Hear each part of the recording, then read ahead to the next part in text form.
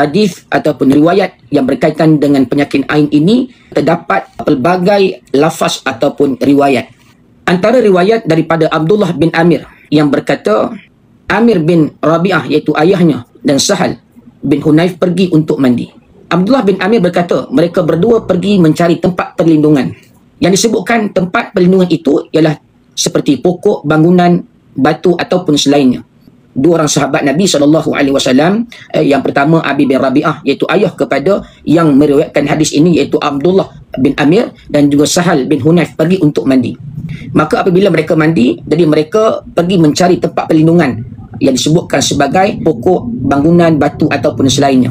Beliau berkata, apabila mereka mencari tempat perlindungan itu, beliau berkata, Amir menanggalkan jubah bulu yang dipakainya. Begitu disebutkan, tetapi yang sebetulnya adalah Sahal bin Hunayf yang menanggalkan pakaiannya. Lalu aku memandangnya dan terkena pandanganku kepadanya.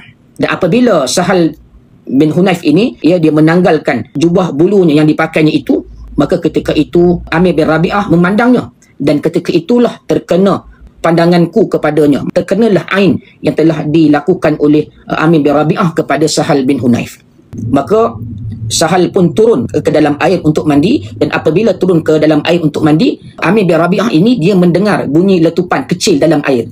Maka Amir bin Rabi'ah pun datang kepadanya dan memanggilnya 3 kali. Tetapi Sahal bin Hunayf ni dia tak menjawab. Maka aku pun pergi kepada Nabi SAW dan aku bagi tahu kepada Nabi SAW. Lalu baginda datang berjalan dan masuk ke dalam air, seolah-olah aku melihat putih betisnya. Baginda memukul dadanya dengan tangan, lalu berkata, Allahumma azhib anhu harraha, yakni harral ain wa bardaha wa wasabaha.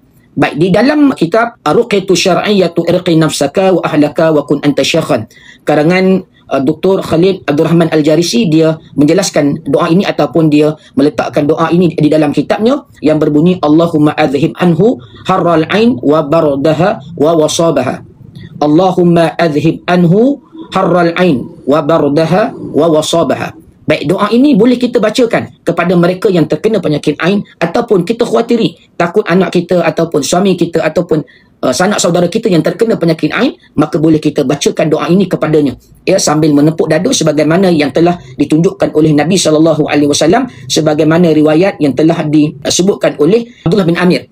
Kata Nabi SAW, jika salah seorang daripada kamu melihat sesuatu yang mengagumkan daripada saudaranya, dirinya ataupun hartanya, maka doakanlah keberkatan kepadanya, kerana pandangan ain itu benar-benar boleh membawa kesan buruk, yakni ataupun pandangan ain itu benar-benar adanya ataupun benar-benar wujudnya. Dia kata Nabi, jika salah seorang daripada kamu, daripada kita, yang melihat sesuatu yang mengagumkan daripada saudaranya, kita lihat tuan-tuan, mungkin ada sahabat-sahabat kita beli kereta baru, beli rumah baru, beli pakaian baru, beli harta benda yang baru, ataupun memiliki kehebatan, ataupun kita melihat dia dengan keadaan yang mengagumkan, menakjubkan, maka doakanlah keberkatan kepadanya, yakni Allahumma barik alaih, Allahumma barik alaih. Sebab apa? Sebab kata Nabi, pandangan ain itu benar-benar ada dan ia boleh membawa kepada kesan yang buruk. Imam Ibn Qayyim di dalam Zadul Ma'ad berkata, jika seseorang yang mempunyai pandangan ain tajam bimbang akan membahayakan orang lain, maka hendaklah dia menolak keburukan itu dengan berkata, Allahumma barik alaih, Allahumma barik alaih. Ini sebagaimana yang telah Nabi ajarkan kepada kita dengan berkata kepada Amir bin Rabi'ah ketika beliau menyebabkan Sahal bin Hunayf terkena penyakit ain. Kata Nabi, kenapa kamu tidak mendoakan keberkatan kepadanya? Ala barakta alaih.